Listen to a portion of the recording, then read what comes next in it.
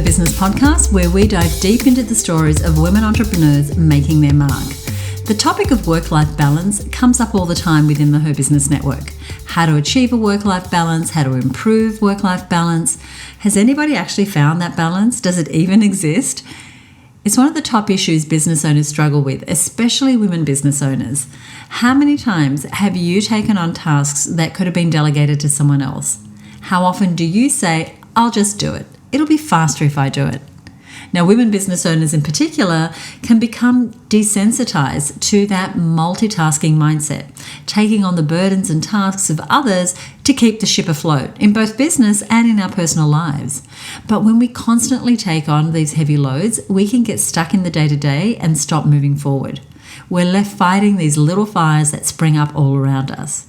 We get stuck in the weeds because we're so great at multitasking and we make this priority that we actually lose sight of our bigger goals. And sometimes those big goals can disappear completely and we find ourselves strung out, overwhelmed, burnt out, feeling like we're heading anywhere but towards our goals. Now, today's podcast guest has found a way to help business owners stay focused and clear on their big picture goals. And she strives to connect with women who want to grow their businesses and have a life. She has actually struck that balance for herself. Her name is Megan Hyatt-Miller, and she's the CEO of Full Focus.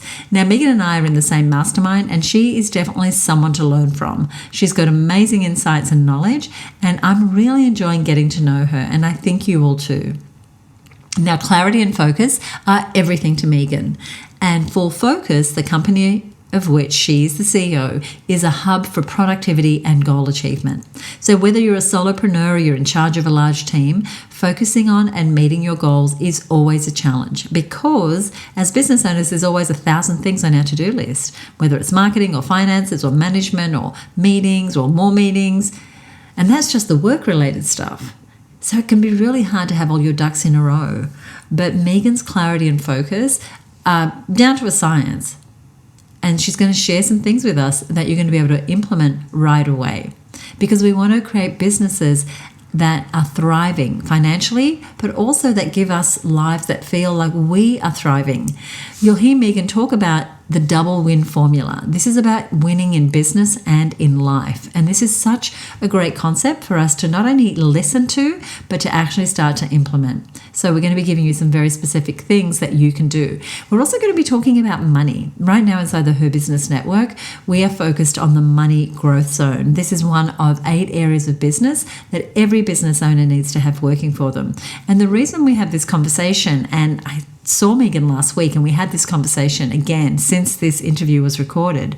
It was about the importance of growing a business that's thriving financially and as business owners making time to give clarity and focus to our numbers as well as delivering fantastic products and services. So I love this conversation. I know you all too. So let's now go to the interview with Megan Hyatt-Miller.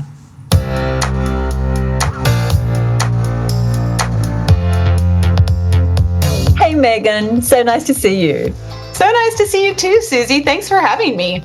I'm excited about a conversation that I think is so relevant to every woman growing and scaling a business. Mm-hmm. And we're going to be talking about some ways that I know your organization helps thousands, hundreds of thousands, millions of women to be more productive, to have more clarity and focus, which I feel is at the most foundational level, such a key part to reaching our dreams.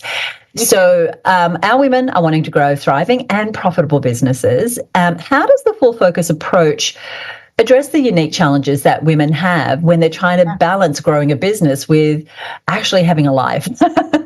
Yeah, well, it's so important. And I think women are uniquely attuned to the need for both. You know, we call this at Full Focus the double win, winning at work and succeeding at life. Because if you succeed in your business, but you feel like you weren't present for your family or the people that you love, or you weren't taking care of your health, you know, what's it worth at the end of the day? So we are really advocating for what we consider the third option. You don't have to choose. You can win in your business in this case, and you can also succeed at the whole rest of your life, all the other domains of life that matter to you.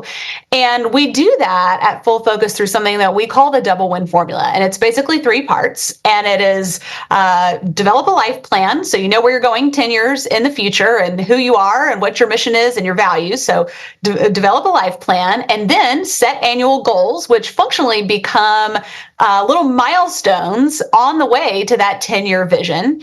And then use the daily planner. So we have something called the Full Focus Planner. And in that planner, you're going to have the opportunity to plan each day at a high level and connect your daily tasks all the way back to your annual goals, which are going to move you toward the life that you envision 10 years into the future. And the problem for most of us as women who are business owners is that we get so stuck in the day-to-day, the firefighting, the problems that we need to solve in our personal life and our businesses, that we often don't put the things on our list that are going to move us towards what we really want personally and professionally. I'm always surprised how many women don't have a very clear vision of what they want life and business to look like. And our system is the big picture vision, an annual plan, quarterly check-ins, and then we break it down to what am I doing today that's actually not squirreling away at some bright shiny object, but keeping us on track. So I love that double win idea. Yeah. As far as clarity and focus, why does having this system bring about more clarity and focus as it relates to our goal setting and our life plan? Well, that's such a great way to think about it, because clarity really is the result. And one of the things that we deal with a lot as women business owners is decision fatigue, right? We're faced with decisions all day, every day, especially when you're the business owner. You may very likely be kind of the CEO of your home as well. And, you're just having to make hundreds of decisions, big and small, all the time, right? Well, when you have clarity, as you said, Susie, about where you're going, what you're committed to for this year, but where ultimately your life is driving toward, you don't have to come up with a criteria for every decision. What's important to me here? I don't know. I've got to think about it. And this is all usually happening kind of subconsciously. I'll give you an example. Around Christmas this year, we found out we had mold in our home, just like the kind of mold that you got to move out for. They've got to come in and tear walls out and all that. Just like very honestly traumatic. We had just put our Christmas tree up 2 days before, this beautiful tree. We had to throw everything in the car and get out of there and go stay in the carriage house behind my parents' house. So about 4,000 square feet down to 900 square feet. We're desperate to get back in our house. Well, since we were tearing walls out, we thought, do we want to put it back the same way? Do we want to do something different? And we started dreaming about what this house could become. We thought we want a wood-burning fireplace. We want a big banquette in the kitchen with a big table that we can have dinners at with our kids and ultimately their spouses and all of that. And really, when we were faced with, do we want to stay in the 900 square feet for, 4 to 5 more months? Or do we want to just go ahead and go back home, paint over, what they had to tear out and be done with it? It was really the vision that we have 10 years in the future for the kind of celebrations we want to have, the kind of conversations we want to have, the kind of, things that we want to nurture in our family that ultimately drove us to say it's worth it to make a short-term sacrifice for a long-term gain. And that made the decision easier. And that's a big decision, but all the little decisions. Am I going to go on a walk this morning? Am I going to take time to plan my day? Am I going to throw my whole plan out the window because someone walked into my office or called me on the phone and they want me to solve this problem for them? Or am I going to say, can we reschedule that for later this week? Those are the kind of decisions that get easier when you know where you're going and why it matters to you. I absolutely agree. I love that story. And I'm guessing you stayed with the discomfort for now, as you said. That's right. We're at 900 square feet, all 5 of us, and 2 dogs. But I love that. So you knew where you were going. And I think that sometimes we get into business, sometimes we fall into business, we've been retrenched or we've been raising children and now it's time to get back and we think, oh, well, I'll just do my own thing. And we just start trying to make a living. And I think until we can start to see further into the future, we can make a lot of decisions that aren't really aligned with our true values and purpose. Yes, I think that's so true. I'm sorry, go ahead. I was just going to say, and it's so exhausting. Yeah. When we think about We only have so much energy. We want to invest that energy for a great return. If we're spending all our energy trying to make decisions, because every decision we have to start from zero and we don't kind of have a filter or a criteria that vision gives us, then we're stealing the best parts of ourselves from the parts of us that, we're committed to in the future. So I think there's a lot at stake. When you're teaching the full focus program, I know that you have physical products, you have programs, you have books, you have a whole range of things. Are there some strategies that you can give us that kind of are kind of evergreen strategies? If you want more focus, more clarity, these are the three things you absolutely must do. Yeah. Well, in my experience as both a teacher and a coach to a lot of people around this stuff, and personally as a mom of 5 kids, ages 23 to 5, what I have found is it's the little things that move the needle. So often when we get overwhelmed, we think we need some dramatic overhaul of our whole life. And in reality, what we need are simple practices usually. And so I'll tell you what it looks like for me. It looks like sitting down with my full focus planner every day and asking myself, what are the 3 non-negotiable tasks that I've got to accomplish today if I'm going to make progress towards the goals that I'm committed to for the year, which can ultimately drive forward the vision that I have 10 years in the future for my life. And just having the clarity of what are those 3, we call them the big 3. What are my big 3 for the day? First of all, it's the antidote to overwhelm. It really enables me to just bring the temperature down and say, okay, a win today looks like get these 3 things done. Now, sometimes I have to challenge myself not to be overly ambitious in those 3 things because, I can give myself a week's worth of things to do in those 3 things that, are not realistic. But it's so helpful. Instead of a list of 50 things that you're working from, just pick the 3 most important. If you do 3 important things that move your goals forward every day of the year, that's a lot of important things that you're going to do. So I would say that's the first one, that daily planning, identifying your daily big 3. On Sundays, I also do something in our full focus planner that we call the weekly preview.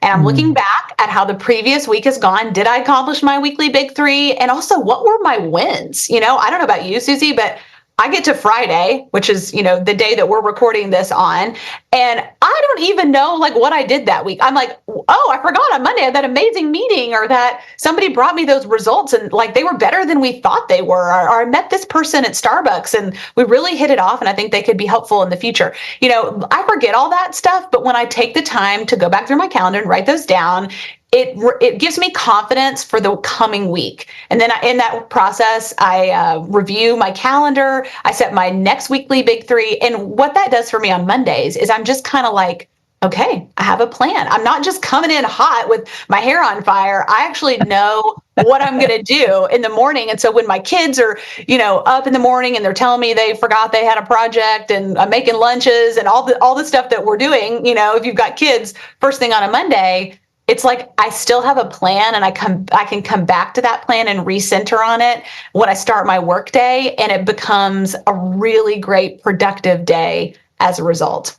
I love that. I have that Sunday ritual as well. Although you've just given me an extra piece, I'll often just look at the week, look at what's scheduled, and start to put some big rocks in place.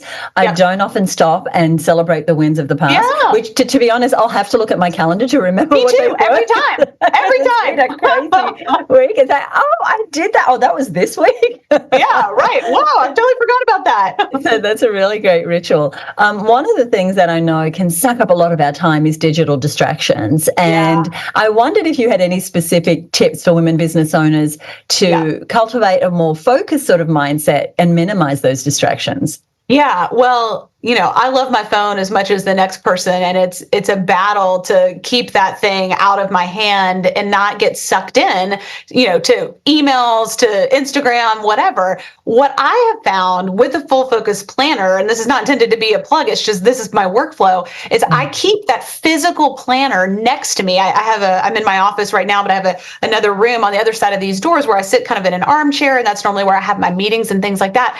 And on my little table, I just leave it open on the little table so that when I'm done with the meeting, I can reorient myself without having to hack my way through the digital jungle of my phone to go to some, app or whatever to see interesting. What are my things. It just helps me to say, okay, nothing else right now in this room is competing for my attention, except maybe my dog that I need to take out, Other than that, it's just me and it's my planner. And I can look at that and go, oh yeah, okay, next I need to work on, creating that slide deck for such and such. And that helps me to recenter throughout the day. It's not enough to just plan in the morning. You've actually got to come back to your plan because I don't know, maybe this is just me, but I think it's probably all of us. We get thrown kind of off our axis all day long. You got a sick kid at school or, somebody calls and like in our situation with renovation, the contractor needs me to pick out the stone for the countertop right now, and I'm like, whoa, what do I do? And that planner is like my compass. Nope. Remember you're going to do these things and you need to stay focused. And yeah, you can flex, but this is what you're committed to today. I think that's really clever because the moment you go to Slack or your email or social to go, where am I meant to be? Yes. Rabbit warren, or rabbit hole. Exactly. It's just, you're all over the place. But having that, it's like a compass. It's like, okay, here I am. This is still where I am. I'm still here. Oh my gosh, that's so good.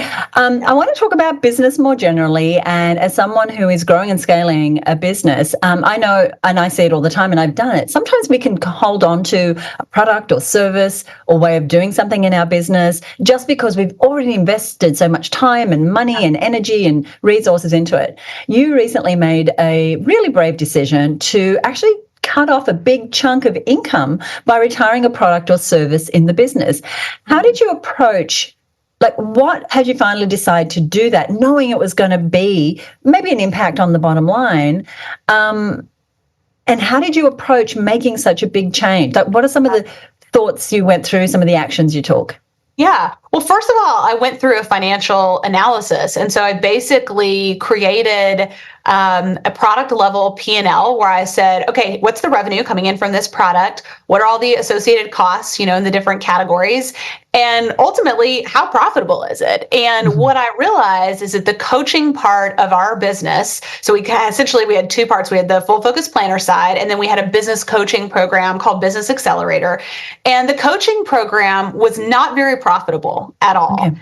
And part of the reason for that was that we did a lot of one-on-one coaching. We had about 25 contract coaches that worked with us and coached our clients. We had several hundred clients, and it basically did not scale well. It required a ton of human effort to manage that whole program, internally from our own staff, and it was very complex. And so we didn't enjoy it. We actually loved the people that we were working with. We loved the content, but it was kind of relentless. We had quarterly intensives that we produced in person. We had all these coaching calls that clients did every other week with their coaches. And it just took an army to pull it off. And so what we realized in that analysis financially is that the really profitable part of our business was the full focus planner side of it. And it's also what we just felt uniquely called to. I mean, it was where our heart was, that our mission is to make it nearly impossible for people not to get the double win, that idea we talked about at the beginning of winning at work and succeeding at life. And we felt like this coaching program was ultimately sucking up 80% of our time and attention and was producing 10% of the profit we were generating every year. And so it just didn't make sense. It was kind of like once we saw the black and white, of the financials, then we had to dig into it and say, but where's our heart? I think that's an important piece because the numbers don't tell the whole story. They tell an important part of the story, but not the whole story. And once we realized that our passion, our greatest proficiency, what we really feel like we bring into the world and have to contribute was aligned with the full focus planner part of the business and not the coaching side, we decided to sunset it. And so that decision we made kind of mid-year of 2023. And then we did another financial analysis of all those contracts and basically said, okay, the contingent liability is significant, meaning, we had contracts that were going to be unfulfilled by the time we were done at the end of the year. And so we said, okay, what's the optimal time to be done with this where we can do two things? One, minimize our financial contingent liability, but number two, finish well with people. We wanted our clients to not just feel like we phoned it in and like, we were coming in at the end of the day, just kind of rough and ready. We wanted it to be like totally a wow experience for them. And so we made that decision that we were going to do it 6 months later. And that gave us the time to end well, to celebrate. And it was fantastic. I don't think it could have gone better. The whole thing was very carefully orchestrated, and I'm so glad we did it. But it did feel scary at the time. And, we're still in the middle of the transition on the other side of it, continuing to ramp up more on the planner side of things and, the growth trajectory we have there. But it feels so much better to be singularly focused than have that focus divided, ironically, since we're called Full Focus. Well, I think that, when we do have something that we might love it and we love the people and, we built this engine and, we thought this was the way we're going to go. And then when you did sunset, I can only imagine the amount of life force particles that came back, the amount of energy that came back that you can now channel into where your heart is. Yes. And without regrets, because you've left people in a great place, you still have wonderful ways to serve them, but you're also serving the company. And ultimately, the company needs to be served in order for you to continue to serve all those clients. I love that you did the financial analysis. I'm very big on women, not just growing businesses that make an impact, which is important, but also that are thriving financially. What sort of metrics do you have in your business to know that you're on track?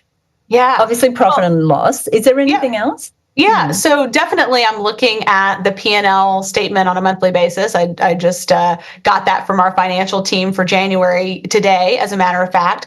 But on a weekly basis, I'm looking at a 13-week cash flow forecast where we're basically saying, okay, what's coming in, what's going out, and where does that leave us from a cash position? Because cash is the lifeblood of every business, and the goal is not to run out of cash, right? And there is often strategy involved in that with timing. I mean, we have a business that has physical inventory, which has a significant capital impact on the business. And so we do have to be conscious of that. We run a lot of Facebook ads. So, those are two big categories for us. And I need to be able to see that. That's kind of like my instrument panel in the airplane as I'm flying as the CEO and as the co-owner of the business.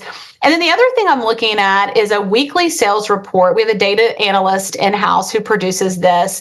And she's basically saying to me, okay, month to date, this is where we should be in this product category. And this is where we actually are. Are we ahead? Are we behind? Are we right on track? And then what about year to date? And so this is not like the full reconciliation that the accounting team provides with expenses and, all that kind of stuff. This is just more real time, pulled out of our payment processor. And it really helps me to make adjustments in real time if something's not working, or if I see, wow, that is killing it. I need to be really pouring the gas on that, then it helps me to see that too. And I think oftentimes what happens is, I've seen this with women. I coach women CEOs, and I see sometimes that they can be a little hesitant about the financial statements. Maybe they just kind of read through them quickly, or they don't even, they're not even working with an accountant or with a financial leader of some type that's helping to produce those.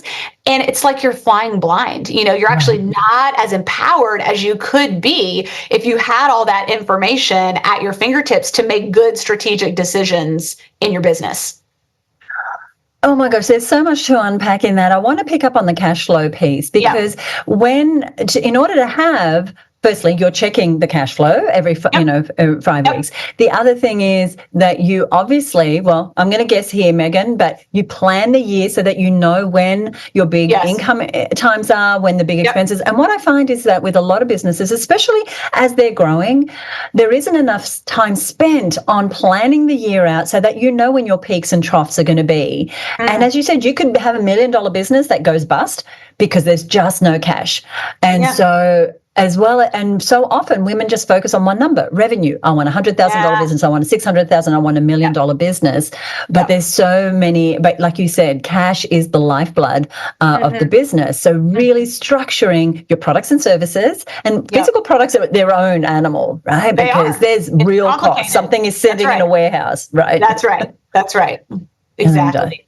Yeah, I think that cash flow is super important and it's super empowering. I mean, I think about it like this is what helps me sleep at night, because if I know I've got money in the bank and things are good there, I've got the working capital I need to make the investments strategically in my business that I want to, that gives me confidence to just lean in instead of kind of hold back. And I think we don't realize sometimes how much the lack of awareness of these components of our business, like the financial side, how much that can negatively impact our ability to be creative, to take risks, to do new things in the world and contribute. When you have that kind of clarity, you feel like you're just really free to make decisions. Right. And you said you're sleeping at night, which, allows for more creativity.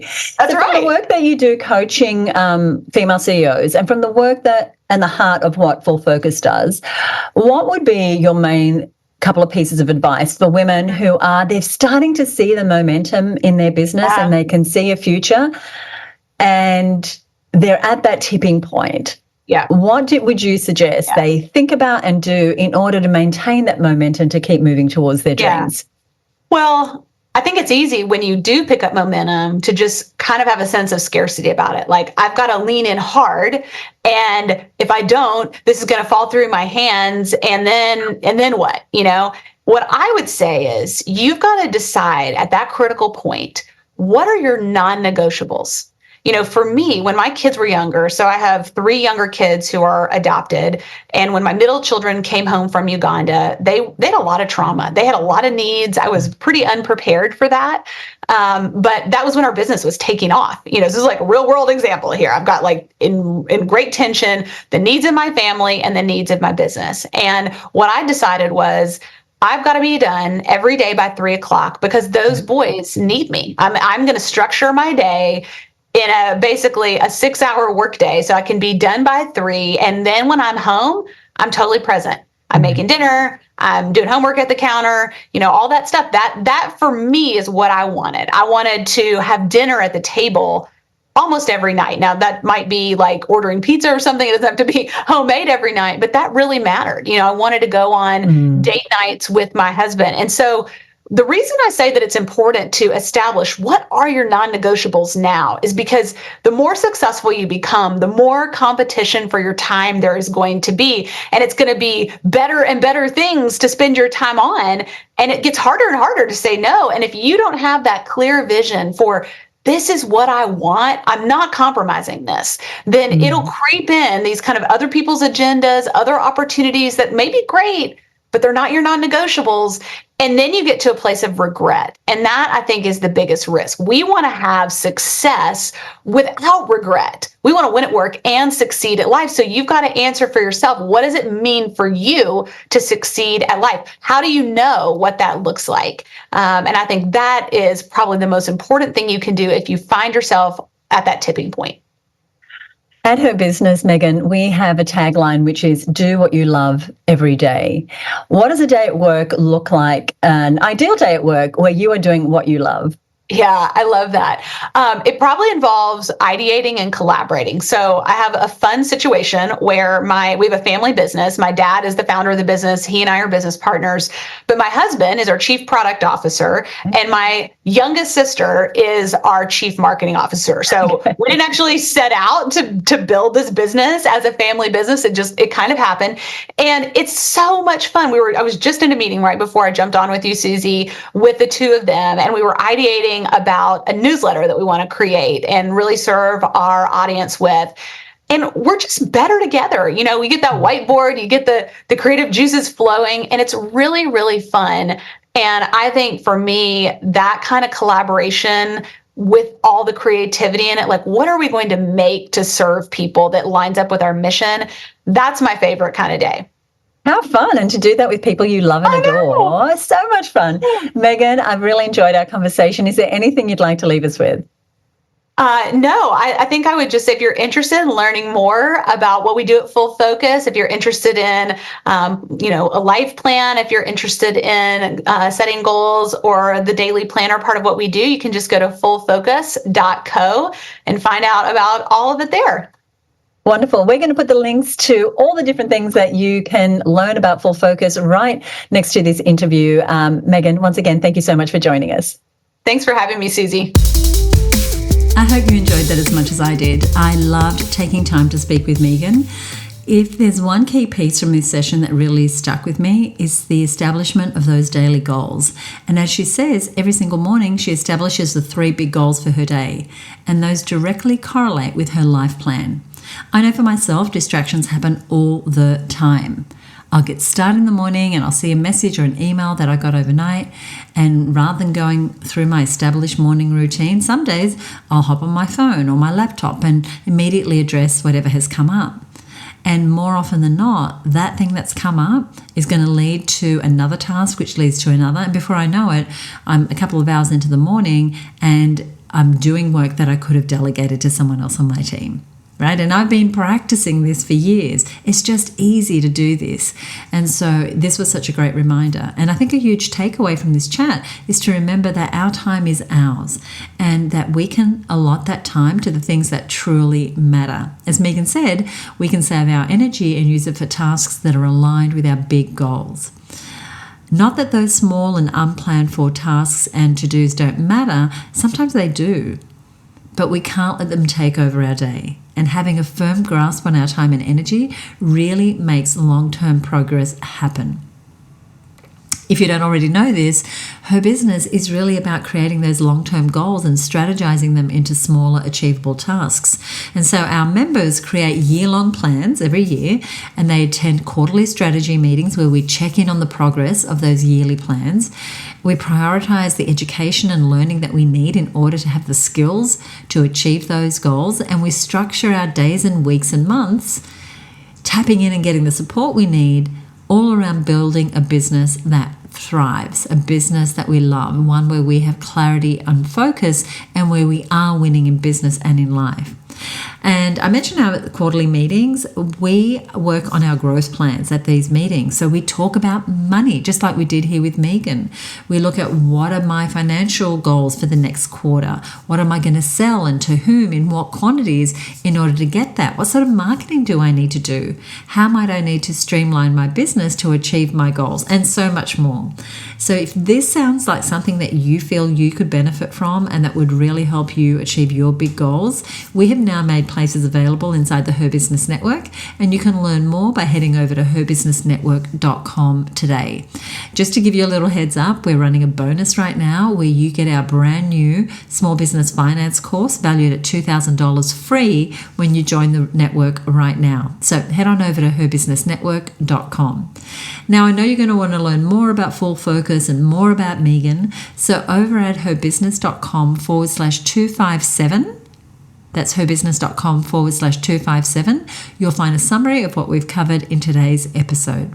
So join us for the next episode for more inspiring stories and lessons from successful female entrepreneurs. I love doing this show for you, and I appreciate you listening and sharing with your friends. And anytime I get a comment from you, I'm just so thrilled. It makes my day. Now, recently we had an episode which was all about intuition in business. And one of our listeners sent me a private note. Her name is Brooke McCullum from Sockable Fundraising, to say that it was such a good podcast with Shanae. So we'll put a link to that episode inside the show notes so that you can check it out if you're interested in tapping into your intuition for business.